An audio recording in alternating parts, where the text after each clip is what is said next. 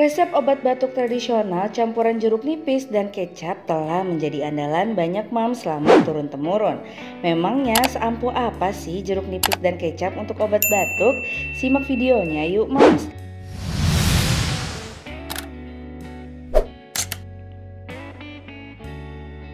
Batuk merupakan refleks alami tubuh saat tenggorokan mams dimasuki oleh partikel iritan seperti debu, polusi, maupun udara dingin. Namun, batuk juga bisa disebabkan karena bakteri dan virus. Batuk jadi gejala umum saat tubuh mams terinfeksi bakteri dan virus, maupun gejala asma yang tentu membuat mams merasa tidak nyaman.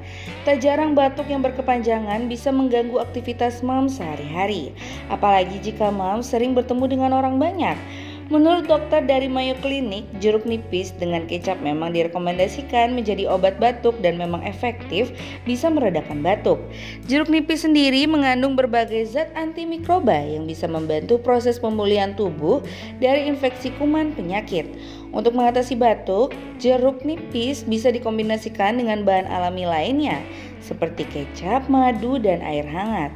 Jadi jika mams membutuhkan obat batuk tradisional, mams bisa memanfaatkan jeruk nipis dan kecap ya. Semoga bermanfaat mams.